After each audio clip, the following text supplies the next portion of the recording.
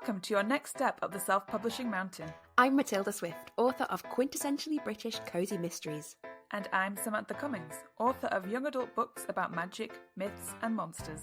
I've written the books, Changed their covers, tweaked their blurbs, tried tools from a dozen ads courses. and I'm still not seeing success. Now, we're working together to plot and plan our way from barely making ends meet to pulling in a living wage. Join us on our journey where we'll be mastering the pen to snag that paycheck. Hello and welcome to Pen to Paycheck Authors Podcast. I'm Matilda Swift, here with my co-host Samantha Cummings, and we're here to write our way to financial success. We're two indie authors with over a dozen books between us and still a long way to go towards the quit the day job dream. If that sounds familiar, listen along for our Mastery Through Missteps journey. Each week we cover a topic to help along the way. This week's topic is Q3 reviews. Before that, what are your wins and whinges of the week? Oh, okay. My win of the week, I'm just going to say today because we had such a good day. So today was our mastermind meeting. We met up in Manchester, a very rainy day. My whinge is that it was like ridiculous rain. But yeah, my win is that I really feel like we covered off so much stuff in our meeting today that the future is bright and very well laid out. So I'm feeling like really amazing. Yeah, like I'm really amped up. I really it's so nice to have like the clouds part and the sun beam down on you. That's what it feels like. I feel like, this is it now. I can feel like the success coming. So that is my win of the week. How about you? I've got a very tiny whinge in that I feel like I'm getting a little bit sick, so my throat is not sounding fantastic. But that is really due to my win in that I have, since our last podcast, lived 1,000 lives. I have done everything. I have lived my best life. I've been on a writing retreat with other cozy authors in York for a week.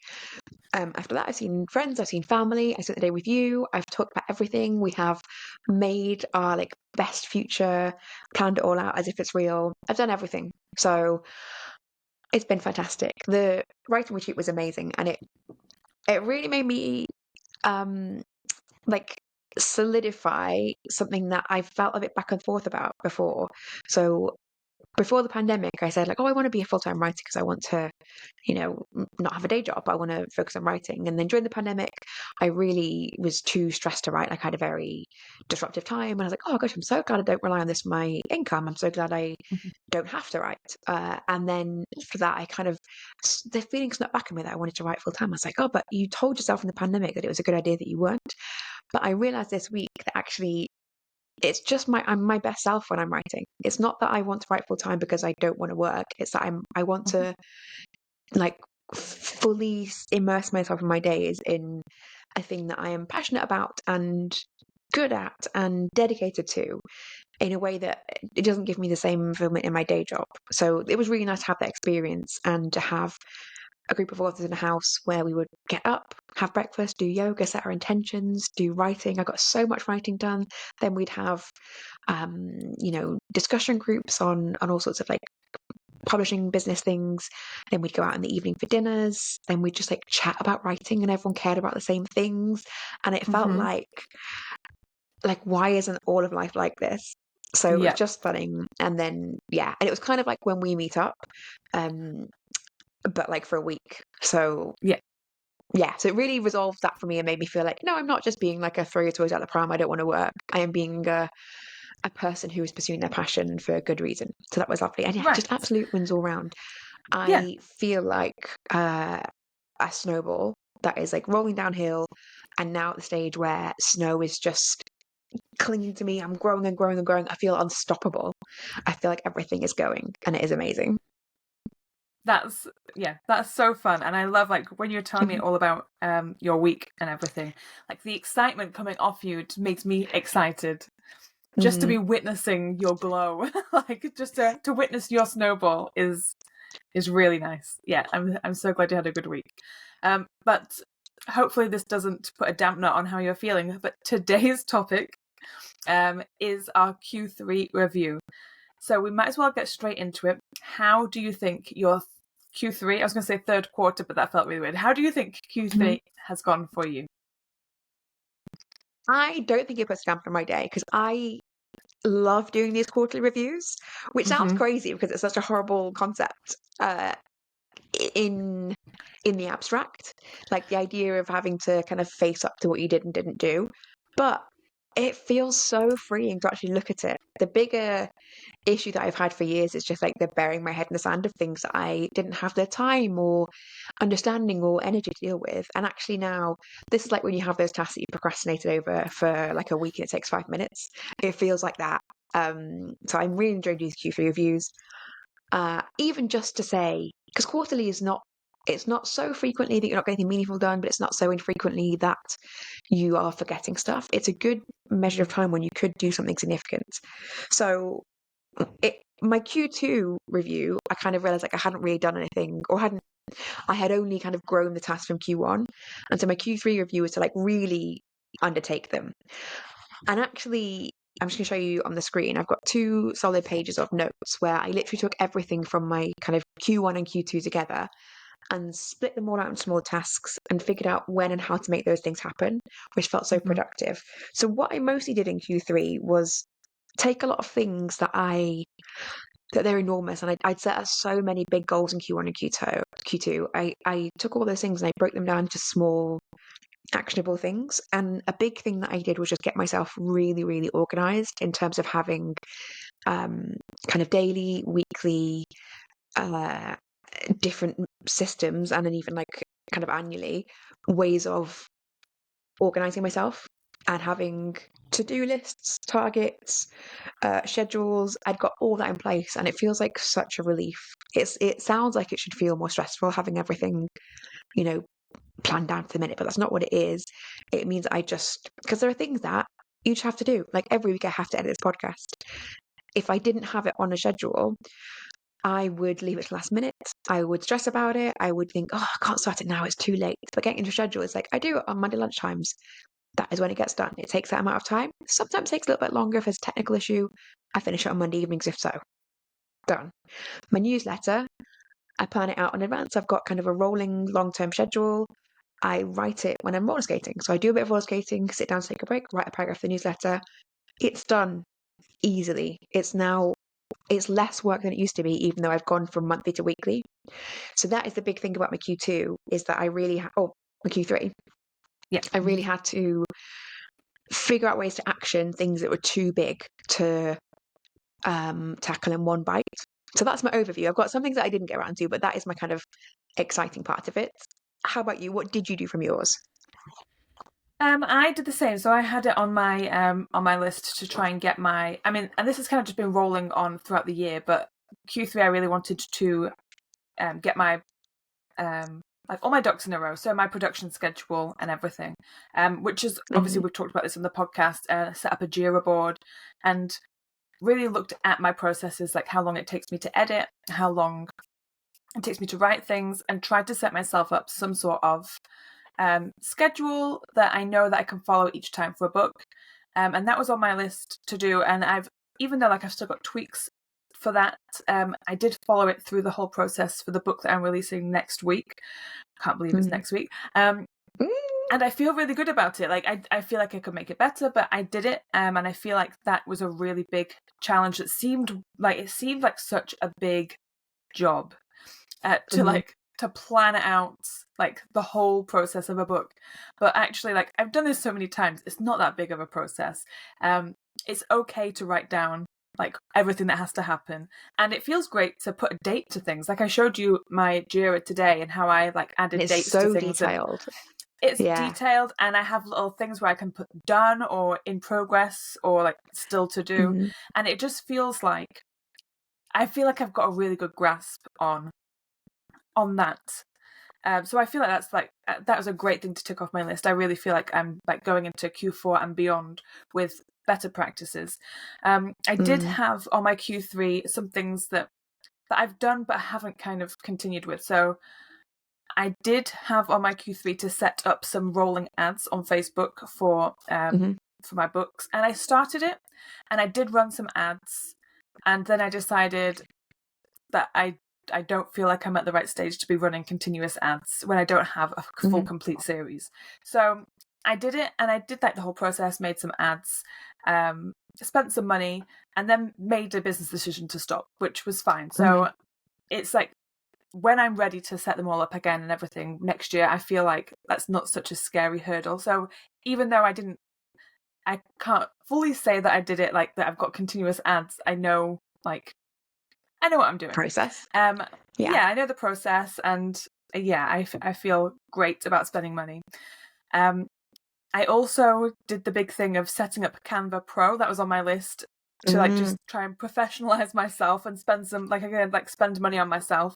So setting up Canva Pro was something that I kind of had on my list and was a bit scared to do. And then one day I was like, do you know what? It's not even that much. It's not that much money. Just for like a single person account, it's like £100 for a year. And the amounts of the amount of money I have saved from doing that, like every time you create a graphic or something, it tells you how much it would have cost you. And like I would be over £100 now with the stuff that I'm making. So like every time, the amount of time for not searching through all the images, like which one's free? Don't have How to can think I about adapt this image? 100%. Like that is such a time saver for not having I can look at anything, any image, any font, any design, and I don't have to be like, oh, is like that one a free millionaire. one or not? It's life changing. It's so silly. It's like the best thing that I did. I can imagine, and I love it. Yeah, it's so freeing. So yeah, I am happy that I did that. I would say a couple of things that I haven't done that are actually no. I'll keep talking about some other things that I've done. So I also had on my list, I've got like listened to places, so I'm like looking at different ones. Another thing I had on my list was scheduling book funnel stuff. And I am well and truly versed now in book funnel. I've got my arcs on book funnel. I've done email swaps. I've done book promos. And that is now like a process that I've got built in, is to set up continuous things and always be on the lookout for like promos that I could join. So yeah, I feel like and obviously apart from like working on releasing a book this month, this quarter, I've been so busy, and it's been really good. Like I feel like everything that I've done, I'm glad I did. There are things that I haven't done, and I'm okay with that. Email automation has once again been pushed / kicked into Q4. Well, I was going to say I might also go through my list for like my actual list of what I did and didn't do. Yeah, tell me all of your things. Yeah. So I think the problem I had in like Q2 was I just made a wildly overambitious list of things to do that I sort of started on some of them and then just didn't make enough progress. And so my Q3 list, I just kind of wanted to break them down. And it wasn't necessarily I was going to start all of them. Some of them are kind of for later in the process. But I at least broke all of them down and made myself like decision points. So what I had on my list broken down was to have regular socials, which I didn't do for ages and have just got into and now feel really liberated about. So I feel glad we had this podcast last week. And I also, one of the authors in my writing retreat is great on socials. So it just felt really like, you know what, I'm just going to do something. I'm not going to hold myself to a high standard. I just want to see if I can get into it and have fun with it. So tick for that, but just very recently. Sales focused, onboarding and nurturing. I haven't done much of my onboarding, but actually I had such a good experience. I've gone to a weekly newsletter, which kind of means I get to separate out my weekly and monthlies. And in my monthly, I'm putting a backlist book, kind of just very clearly, like, this is a backlist book, read this book. And all I did, and I'm trying different formats for it to see what works. All I did this month was put the cover on. I think I put like a title, so I'm trying to pick like a seasonally appropriate book. So I picked an autumny book because you can read independently. They're part of a series, but you can read standalones. And I just copied in the first 3 paragraphs, and people clicked and bought it maybe more than they have for any backlist book that I've kind of ever featured in a newsletter. So tick for that. Feel really good. Still want to do more with like the onboarding part, but fine. And we talked about this in the writer retreat this week, so I've got some more ideas for it. Lead generation. Get more people on my newsletter. Monthly book funnels. Yes, tick for that. Facebook lead gen. No, I haven't done that. But it says only after automation improves on my list. So that's fine. That's a to do. Amazon ads.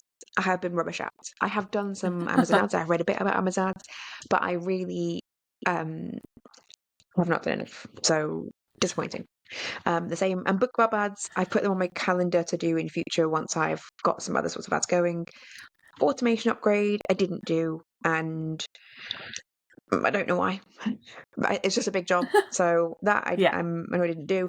But I did make myself like a really clear, like weekly and monthly calendarization, which I'm holding up to Sam on the video, which no one else can read. Also, I can't really read it, but it just feels like I took everything and kind of tried to make it into a process.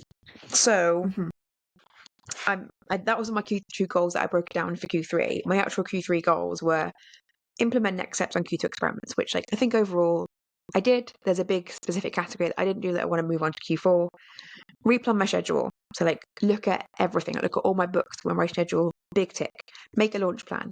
Done that in Jira, big tick. Set Mhm. long-term goals, medium tick.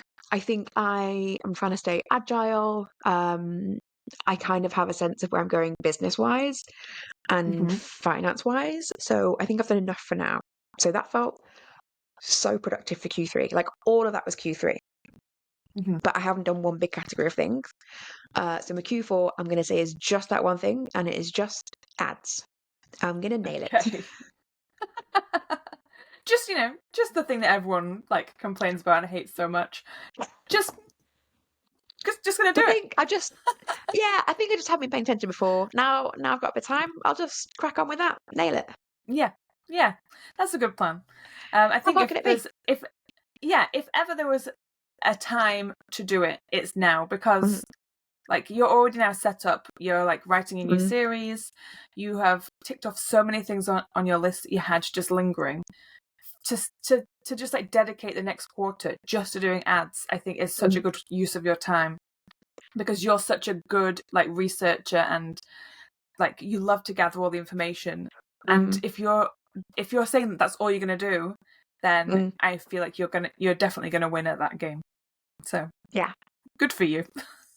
Yeah, and I think it definitely feels like I have been setting up everything else, so everything else is kind of in place properly. That if I do it, it's not. I won't ever feel like, oh, I wasted a bit of money by not having done that first. I won't feel annoyed at myself. Um, Hmm. so yeah, all I need to do now is pick a platform, focus on that for a bit, and kind of get a sense of how to succeed at it. Um, I Yeah. think I think I'm going to go for Amazon ads because I've got a long established series. I've got a book that is currently very responsive to organic pushes. So it's the book that I had on Book Club that was on in April and still very regularly keeps up around the same, like a good number, around 100,000 in the store. So, and it will drop down to 200,000, then pump itself back up again, and I'm doing nothing to it. So I think if I can give that some more ads juice, it will, yeah, it will hopefully respond well. So I'm going to give that a Hmm. try. There is no reason not to. And I will hopefully succeed in Q4. You definitely will. I wish my Yeah. Q4 was that like succinct, like just one thing and I'll be fine. Hmm. Because my Q4 list is heavy. Um, Mm. so I'm gonna go through mine. Um, I'm going to show you my piece of I paper that says mine. That's my Q4 goal. It just got one word on it. It just Nice. says ads Yeah. underlined 3 times. I'm not. I feel like I feel like my Q3 was kind of like my light quarter, like because I knew I was publishing a book.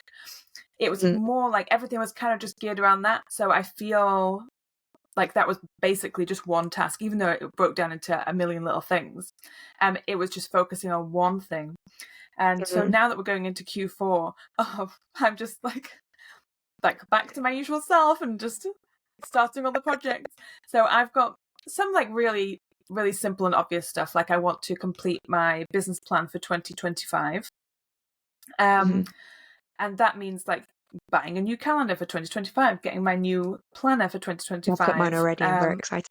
Yeah, Yes, I I know cannot wait. you're way too like you're so far ahead of me. So I desperately I I just love can't wait calendars and to get planners. I that. love the idea of being Yeah, organized. yeah, I've like, and this is the first year that I've ever really stuck with a planner. I've never in my life completed Mhm, a planner. I mean, we're at the end of September, and I have done it basically every week so far this year, and that is unheard of for mhm, me. So I am like a new woman. and I can't wait. So I'm really looking forward to doing like my business plan for 2025, setting up my production schedule, which I've basically started. So it's just before the end of the year, I just want to have my production schedule in Jira and to know what dates I'm going to be doing things. So I'm really looking forward to that because like that's the fun part, planning. I love putting dates on things. Just trying to meet those dates that is scary. I am going to be writing a new book in Q4, and I'm also going to be editing a book in Q4. From scratch. So yeah, the writing is from scratch. It is my alternate NaNoWriMo book because NaNoWriMo is kind of no longer a thing. Everyone's boycotting, which is fine because I just kind of do it on my own anyway. But I'm also, last year I ran a little writing group where we did planning and writing, and there's only about 4 or 5 of us. There was like a group of 10, but 4 or 5 active members, and it was so much fun to have like that little group doing work. So I'm doing that again this year, but I'm going to try and businessify it. So it's almost like a little experiment to see like, can I turn this into something I could sell to people? So I'm going to I'm effectively starting a little side business on top of this.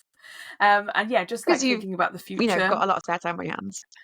You know, just nothing else to do. Write a book, you know, start a course, lead a group, edit a book, all the fun stuff. To me, like Q4 is like, it seems like a vast landscape. Like, oh, so many things can happen.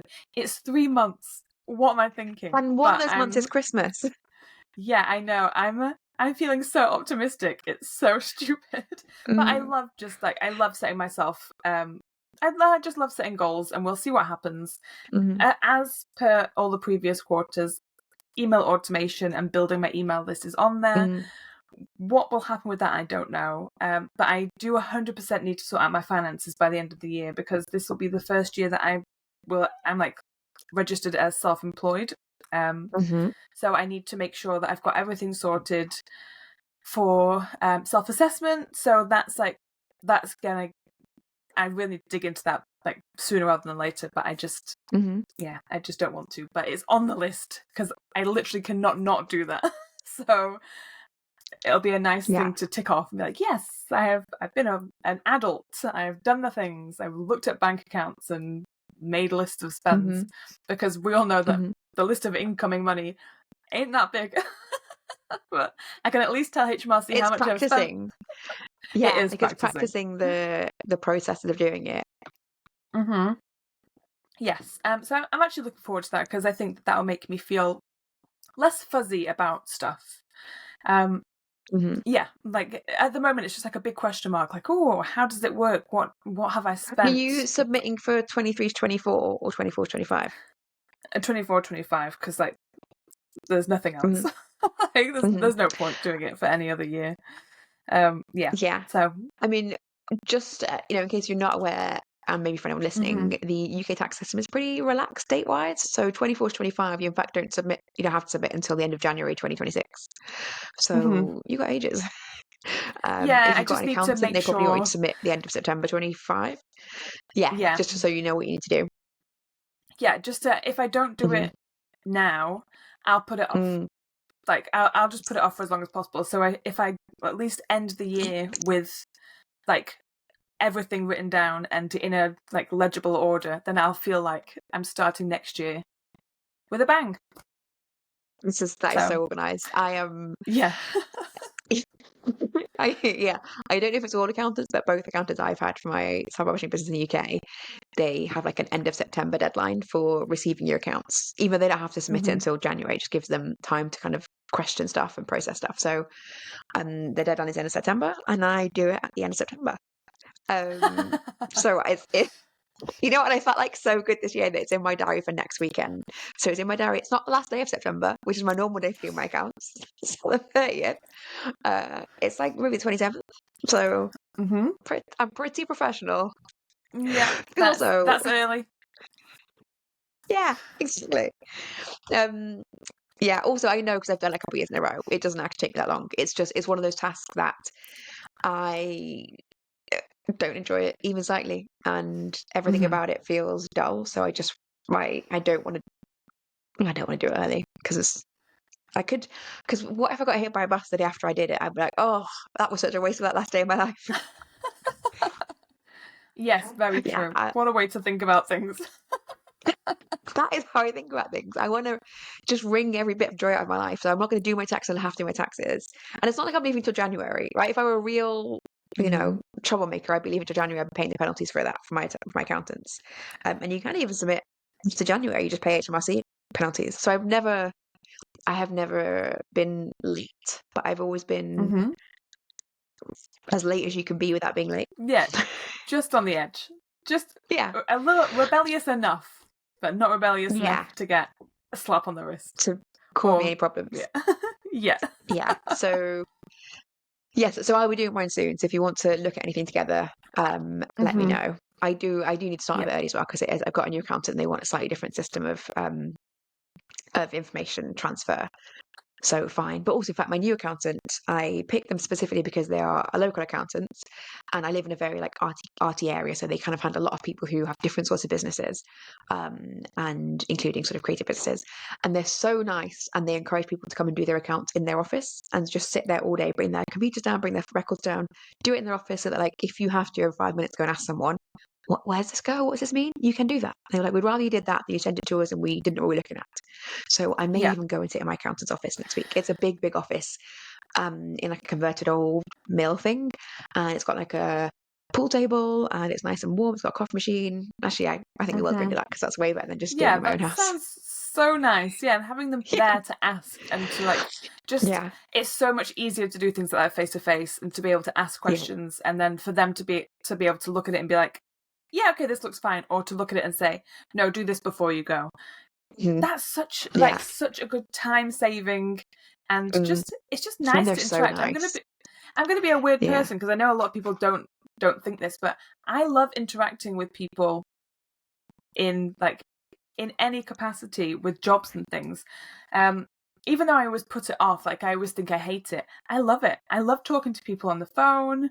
I love just getting to talk to random people that you may never ever have to talk to again, or like once a year. So that's my favourite category of person, someone you're never going to see again, because then I feel very confident asking them weird questions, and people just mostly answer whatever you ask them, which is just, I wouldn't do that. If a stranger asked me a question, I'd be like, go away. People answer everything. I had a great phone call with Sky because I'm in the process of switching over. This is such boring life admin. Sorry, listeners. But I had a phone call with Sky about switching over to Sky Internet, and I'm going to be honest. I think I was the best phone call he ever had.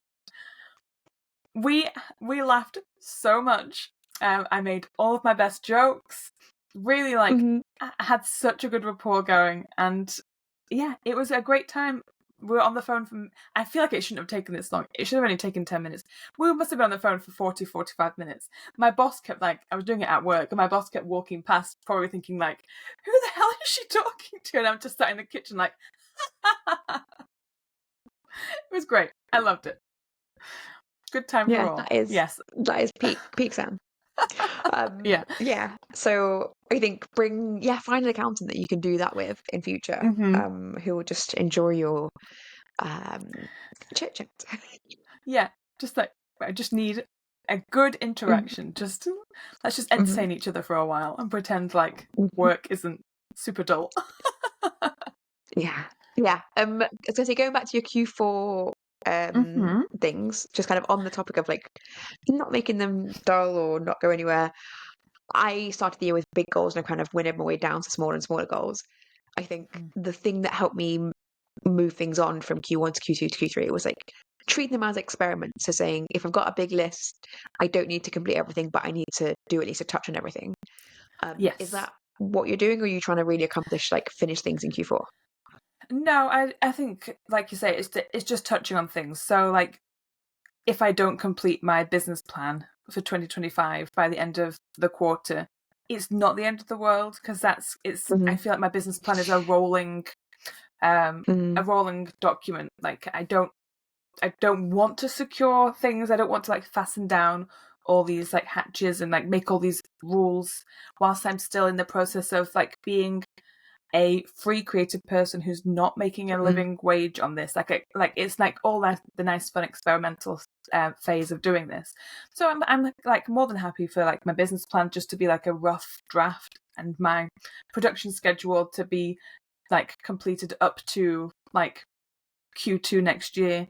It's just like you say, it's just like I just want to touch on everything and make sure that I'm keeping the ball rolling and not fizzling out at the end of the year, which is easy to do. I think as well, yeah. What you mentioned about you want to just have the business plan be rough and then see how it goes. I think to some people that will sound like, oh, then why bother doing it? Like, I'm not going to make a business plan because I don't quite know what to put in it.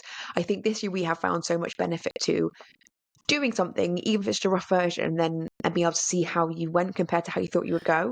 Because that's going to help inform you when you really are ready to make a serious business plan. You then know, oh, you know what?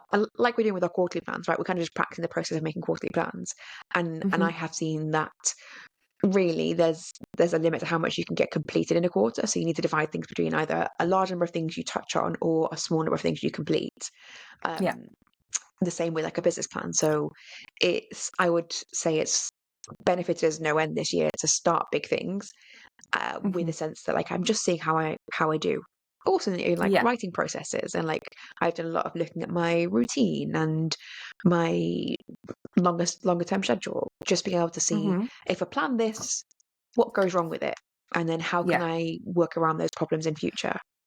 Yeah, that is how I work as well. I am a sketch first, drawing like the lines later. Like that's the way that I've always been. I would much rather have a rough sketch of something than try and do something perfect first time. I'm not that sort of person. I'm a like we talk about this I think a lot on the podcast, is I'm a throw spaghetti at the wall person and see what sticks, and then maybe try and make some shapes out of that instead. It just is how my brain it's works. not going to surprise you to know that like that's not me. I normally No, like I to know. really prepare and perfect things, and I think that has hampered me and slowed me down, and has been so useful to work with someone who's got a different framework and to see the benefits of it.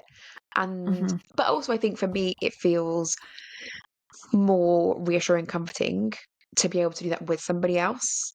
I think Yes. if I'm by myself, and if everyone's by themselves, you fall back to what feels most comfortable to you, and you're not going to put yourself in like a bit of, kind of not necessarily jeopardy, but you know trying something new, because why would you? There's no one else to kind of bounce it off. You only get to see, I tried a new thing, it was new and scary, it didn't work, I should go back to my old things of just perfecting everything. But actually having someone else to bounce it off and getting different perspectives and seeing someone else who works differently to you, super useful.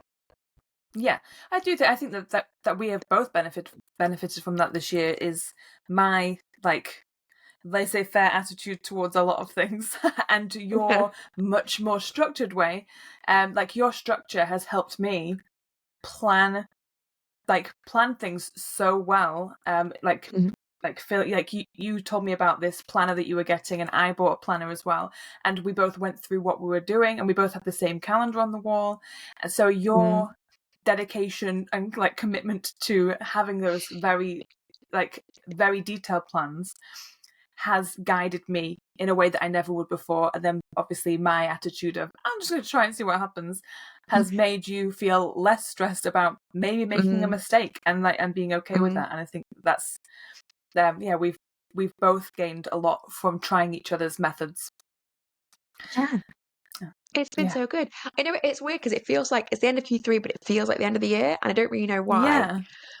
I feel like I've made a year's worth of progress already.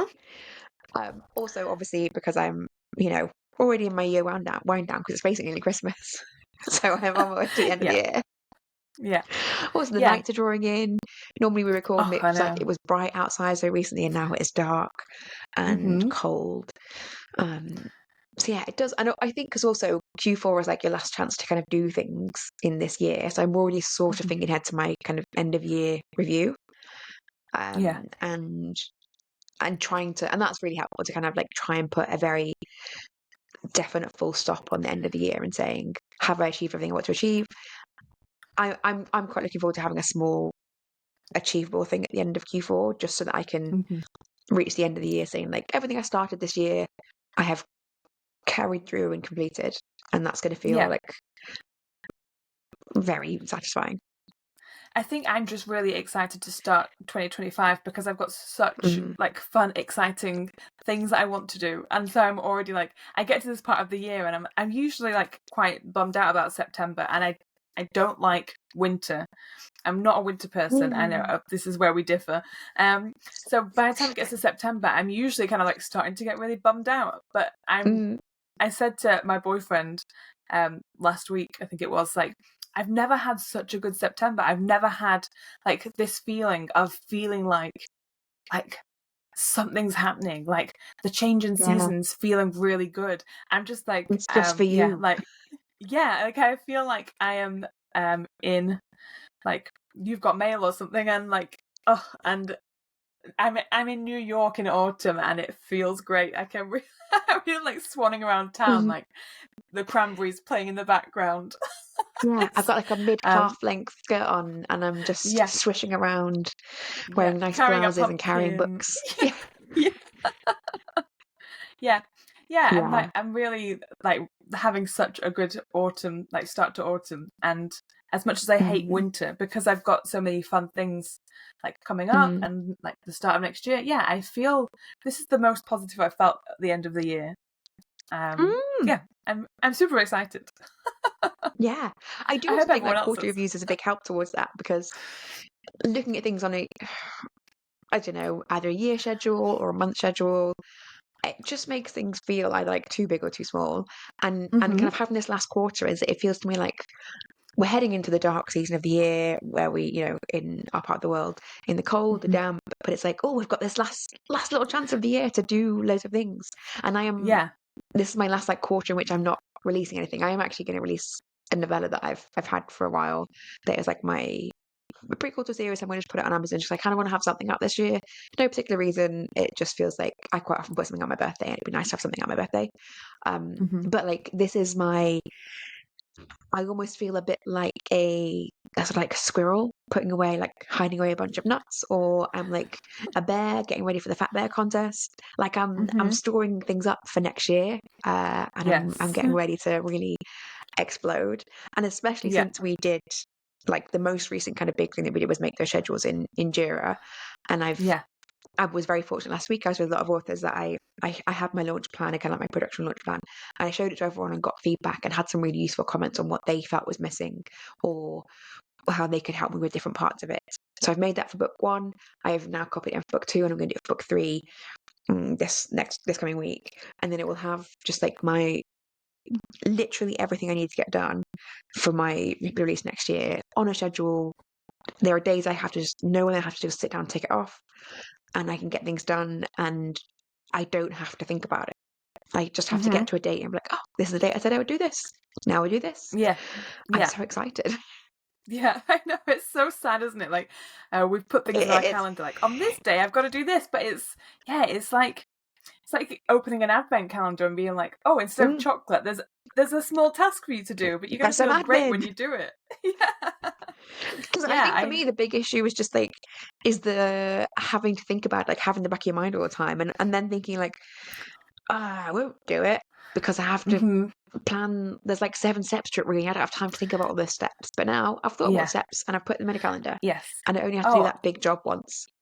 yeah, I think that's the key, and it's so like anybody who's like a crazy planner, anybody who just loves planning everything will be like, well, of course, like it feels great knowing that you put things in your calendar and then it's done.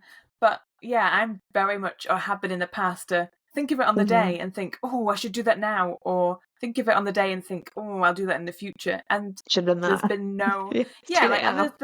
there's been no set path for me to follow, and now I'm setting my Mm-hmm. own path, and it does feel very empowering to feel like I'm in control. Like, I really feel like I'm in Mm-hmm. control of this beast that is the publishing business. Mm-hmm. Yeah, and also, like, I guess because we've been talking about like the future of the podcast today, Mm.